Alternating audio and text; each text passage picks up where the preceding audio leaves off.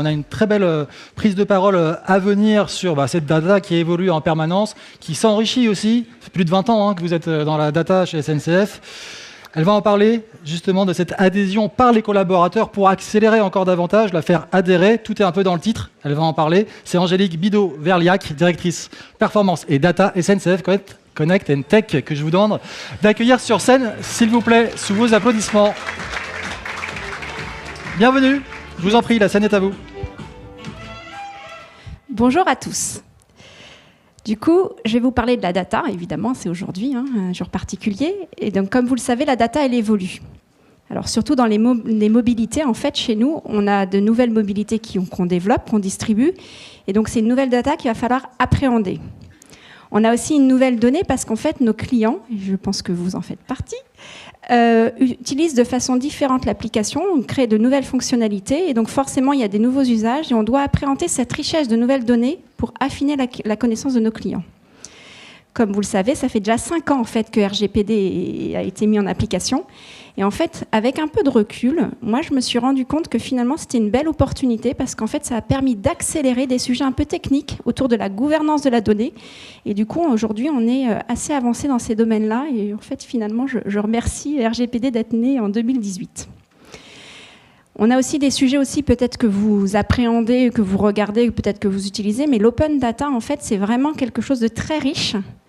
Et ça nous permet, en fait, nous, d'améliorer notre produit, parce que quand vous utilisez, en fait, le moteur de recherche, forcément, il y a des points d'intérêt. Et ben, nous, on prend ça dans l'open data. Et du coup, ça nous permet constamment, en fait, d'enrichir des nouvelles fonctionnalités.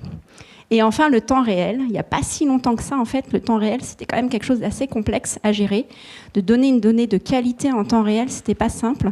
Et aujourd'hui, pour nous, c'est des enjeux très forts qu'on a, et notamment quand on est en situation, en fait, d'info voyageurs qu'il va falloir donner aux clients. Et du coup, c'est pour ça que je voulais vous donner une petite introduction pour vous expliquer comment le champ de la donnée chez nous, elle a complètement évolué. Et du coup, elle a changé des habitudes et comment, en fait, cette donnée qui évolue sans cesse va faire qu'en fait, nous aussi, on va devoir s'adapter et on va devoir évoluer, en fait, avec elle. Alors, SNCF Connect and Tech. En fait, on est une marque, on est une seule entité. Vous nous connaissez évidemment sur une de nos jambes, on va dire, sur la partie de notre métier de distributeur d'e-commerce qui est SNCF Connect. Mais il y a une autre jambe qu'on a qui est la partie tech, un peu moins connue, et pourtant il y a beaucoup de collaborateurs chez nous qui y travaillent. C'est toute la partie technologie. On développe des outils, en fait, à destination de la SNCF, mais pas que, aussi à d'autres clients. Si je vous donne l'exemple si vous prenez le train, vous êtes certainement contrôlé en fait par des contrôleurs. Ben, sachez que l'outil qu'ils ont en main, c'est bien des outils qui ont été développés par nos équipes. Mais aujourd'hui, je vais vous parler d'SNCF Connect, du coup l'application en fait de mobilité durable. Et je vais vous donner quelques chiffres, parce qu'en fait, quand on parle données, on parle de la data, évidemment. Et donc, quand on parle de data, il faut donner des chiffres. Je pense que vous le savez, on a distribué 6 milliards de volume d'affaires l'année dernière, 190 millions de billets de vendus. Et pour que vous ayez encore une notion de chiffres, parce que moi, j'aime beaucoup les chiffres, on a eu 1 milliard de visites sur nos sites et sur notre application. On est répartis en 3 sites géographiques. Et ce qui est important, c'est qu'en fait, on a 1200 collaborateurs. Alors, vous allez me dire, une fois que je vous ai donné cet état des lieux, qu'est-ce qui se passe ? En fait, le vrai enjeu qu'on a aujourd'hui, on a 20 ans, un peu plus de 20 ans, pardon. On est né dans la data et en fait, on a vu que la data a évolué. Et donc, du coup, moi, je vais avoir un sacré challenge. C'est comment je vais m'assurer, en fait, que mes 1200 collaborateurs suivent, en fait, tous ces changements qui évoluent dans les mobilités du quotidien. Et du coup, je vais essayer d'utiliser la donnée, en fait, pour acculturer évidemment, pour mettre en place une culture autour de la donnée. Et du coup, ça va une vraie conduite de changement à mener. Et du coup, c'est ça que je vais vous présenter aujourd'hui. Pour le moment, il y a quelque chose d'assez important en fait pour moi et vraiment c'est très important avant de mener et de mettre en place une culture de la data ou d'acculturer ou d'entretenir la flamme, puisqu'en fait c'est des choses qu'on a déjà chez nous au quotidien. Il va falloir s'assurer que la donnée soit de qualité. Alors vous allez me dire, ce que je vous dis là, c'est d'une évidence incroyable. Bah oui, c'est évident, mais en fait, il faut vraiment mettre en place il faut vraiment mettre en place des moyens en fait pour y arriver. Moi, j'ai 2 convictions fortes. La première, c'est que la donnée ne sort pas, n'est pas disponible au métier si elle n'est pas de qualité. Vous allez me dire, c'est normal. Bah oui, c'est normal, mais il a fallu acculturer sur ce sujet-là. C'est-à-dire que moi, j'ai mis plein de barrières pour m'assurer que ma donnée elle était de qualité. Et si jamais la donnée n'est pas disponible dans les reporting ou dans les dashboarding, ça veut dire qu'elle n'est pas bonne. Et donc, qu'est-ce qui se passe? Des personnes viennent me voir en disant « je ne comprends pas, je n'ai pas mes données, elles ne sont pas disponibles, qu'est-ce qui se passe ?» Et je dis « oui, c'est normal, elles ne sont pas disponibles parce qu'on n'a pas vérifié jusqu'au bout de toute la chaîne de la qualité de la donnée que la donnée était propre et à être utilisée. » Ça, il a fallu faire un petit peu de conduite du changement parce que les gens, ils avaient plutôt l'habitude d'avoir leurs données tout le temps et moi, j'ai mis un peu une barrière pour m'assurer qu'une fois qu'ils l'avaient, il fallait qu'elle soit de qualité. Et pourquoi j'ai fait ça? Parce que j'avais vraiment envie qu'ils utilisent une donnée propre et claire et en fait et de qualité pour éviter toutes les questions de « j'ai pas confiance en la donnée, il y a un écart dans mes chiffres entre telle et telle source ». Là, il n'y a pas d'écart, c'est la même source, c'est la même donnée, il n'y a pas de débat en fait. S'il y a un souci, c'est peut-être autre chose, c'est peut-être un comportement client qui a changé, à vous de creuser, mais ce n'est pas un sujet data. Et la deuxième conviction que j'avais, qui était hyper importante pour moi, c'était qu'il fallait que la donnée, elle arrive tôt le matin. Donc, il faut qu'elle soit de qualité. 2, à 8h30 du matin, il n'y a pas de débat. Donc, on a eu pas mal de discussions du coup avec les équipes techniques. À 8h30 du matin, la donnée, elle doit être disponible pour tous les collaborateurs qui veulent travailler sur la donnée. Et donc ça a été aussi un peu un combat parce qu'en fait, avant, on n'était pas aussi exigeant que ça. En fait, on a changé lorsqu'on a fait des évolutions, on va dire, notre SI l'année dernière. Et ce 8h30 du matin, maintenant, c'est devenu une habitude. Et la directrice financière chez nous, sachez que la première chose qu'elle fait, en fait, quand elle ouvre son ordinateur, c'est regarder les chiffres parce qu'il y a le rapport qui est là. Donc voilà. Donc premièrement, il faut que la donnée soit de qualité et accessible à tous le plus tôt possible. Une fois que je vous ai dit ça, en fait, finalement, comment on va s'assurer qu'on va pouvoir acculturer? Alors, je vais vous donner quelques tips. Il y en a bien d'autres. Si vous voulez, on pourra en reparler après. Mais je voulais vous donner des trucs concrets qu'on a mis en place dans l'entreprise. Le premier sujet, c'est il faut que la donnée, elle soit... on démystifie la data par la preuve. Et donc, on a mis en place ce qu'on appelle le data alphabet. Alors ça fait quelques années qu'on l'avait déjà mis en place. Mais on le remet au goût du jour chaque année. Et donc, c'est un e-learning qu'on met en place, qu'on a créé avec la direction RH, qui fait quoi, ce e-learning? Il va vous décrire exactement tous les domaines de données qu'on a, c'est-à-dire la donnée client, on va dire, la donnée commerciale, la donnée de navigation. Et à chaque donnée, on a un contact, c'est-à-dire que si vous avez une question sur une donnée, vous allez devoir contacter telle personne. Si vous avez envie d'avoir accès à de la donnée business, avoir accès à un outil, on met le nom de personne. C'est un peu comme une boîte à outils qui fait que quand on va être onboardé dans l'entreprise, on va tout de suite savoir à qui il va falloir s'adresser pour avoir l'information. Et ça, c'est primordial, parce qu'une fois que les gens rentrent dans l'entreprise, comprennent quelle est la donnée, comment je peux l'utiliser, à qui je dois m'adresser, ça ouvre beaucoup de portes et ça accélère surtout beaucoup de sujets autour de la donnée.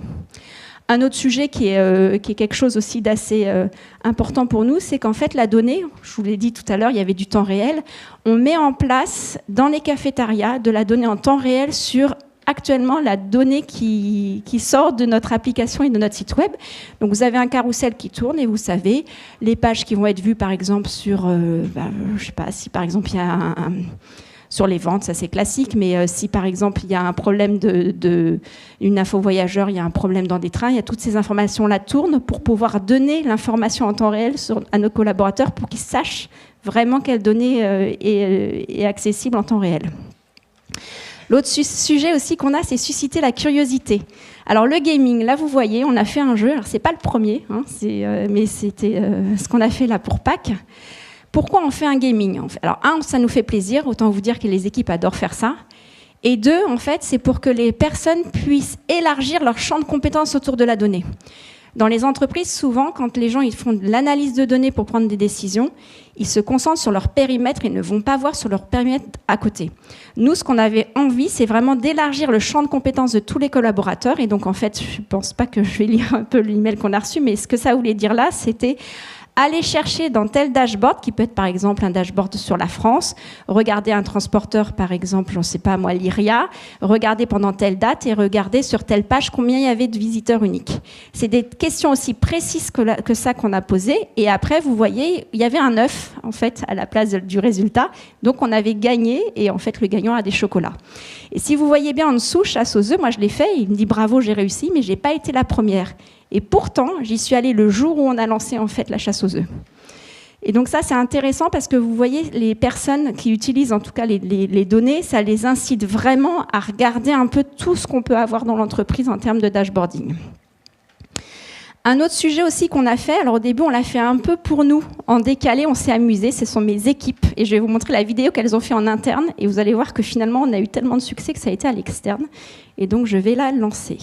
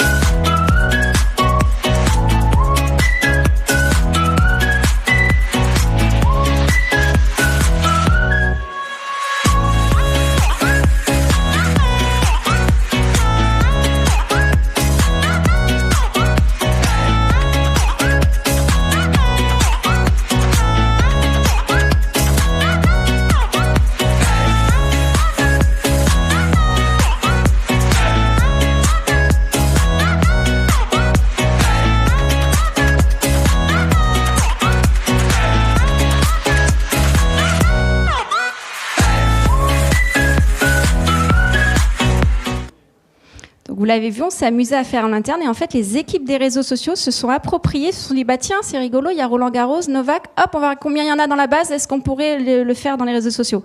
Et donc j'ai trouvé ça plutôt chouette parce qu'en fait quelque chose qui était plutôt destiné à de l'interne, finalement ça a donné des idées pour que les équipes puissent l'utiliser à l'externe. Enfin, un dernier sujet autour des petits tips que je peux vous donner pour acculturer, en fait, c'est vraiment la data en racontant une histoire. Alors, sachez que ça, c'est des choses qui sont très difficiles pour les équipes data. On a vraiment beaucoup de difficultés. Il y a vraiment une conduite du changement à mener dans mes équipes. Et pour ce faire, on est accompagné de la com interne et externe. Parce qu'en fait, c'est pas si simple que ça de faire parler la donnée. Donc, on s'est mis des challenges, on se met des objectifs et des ambitions. Et donc, du coup, je vous ai donné le programme qu'on a cette année, en plus de tout ce qu'on fait évidemment habituellement. On met des articles, on s'est engagé à faire des newsletters mensuels. Un chiffre, le savez-vous, on donne un chiffre. On dit combien il y a de jeunes en base, et puis c'est tout. Puis après, derrière, on peut accéder à plus d'informations. Et puis, on va mettre en place des interviews aussi. Ça va être fait à partir du mois de mai, où on va interviewer en fait des métiers et pour comprendre comment ils utilisent la data au quotidien et pour quel usage. Donc, du coup, je vous ai dit qu'il y avait le prérequis, je vous ai dit qu'il y avait aussi tous les tips qu'on pouvait avoir. Et enfin, je vais conclure par un projet, et ça c'est très important de faire un projet qui peut fédérer autour de la data par la preuve, en fait. On a fait, pour les vœux de cette année, 2023, le bilan de mon année SNCF Connect. Donc le bilan, c'est quoi? C'est qu'en fait, on a regardé tous les clients, donc 13,6 millions de clients, combien ils avaient voyagé en fait en train, donc on avait mis le nombre de kilomètres parcourus, donc 48 milliards de kilomètres parcourus en train, et on a fait une équivalence s'ils avaient voyagé en voiture d'économie qu'ils avaient fait en CO2, soit 3 milliards de tonnes économisées. Et du coup, pour information, ça vous dit peut-être pas grand-chose, mais c'est 1 an de chauffage à peu près par client en fait sur une année. Voilà. Ça, ce projet, il a fédéré parce qu'en fait, il y avait tout un travail autour de la donnée, parce qu'autant vous dire que, voilà, il y a 13 millions de clients. Ce que je vous ai pas dit, c'est qu'il y en a 5 millions où c'est personnalisé, où on l'a fait exactement de façon individuelle et on l'a remonté dans le compte client. Voilà. Ça veut dire que derrière, il y a tout un travail de données, de qualité de données, de travail de méthode de calcul assez complexe pour s'assurer qu'en fait, la donnée qu'on va sortir, elle est juste. Hein, rappelez-vous, moi, elle ne sort que celle de qualité, donc tout ce qui est sorti, c'est juste. Et aussi, on a dû embarquer, vous le voyez, hein, j'ai entendu parler tout à l'heure de l'UX. Nous, on a eu aussi des personnes qui ont travaillé sur la mise en avant de cette donnée pour que ce soit en fait visible d'un point de vue client de façon jolie, on va dire ça comme ça. Voilà. Donc du coup, pour conclure, en fait, voilà, je voulais vous dire que nous, la donnée, en fait, vous l'avez vu, on l'a dans l'ADN, ça fait partie en fait de notre culture. Et en fait, grâce à des projets comme on a vu sur mon année SNCF, on a réussi à démontrer par la preuve, par la data, en fait, notre raison d'être, qui est innover pour rendre les mobilités durables accessibles à tous. Voilà. Merci beaucoup.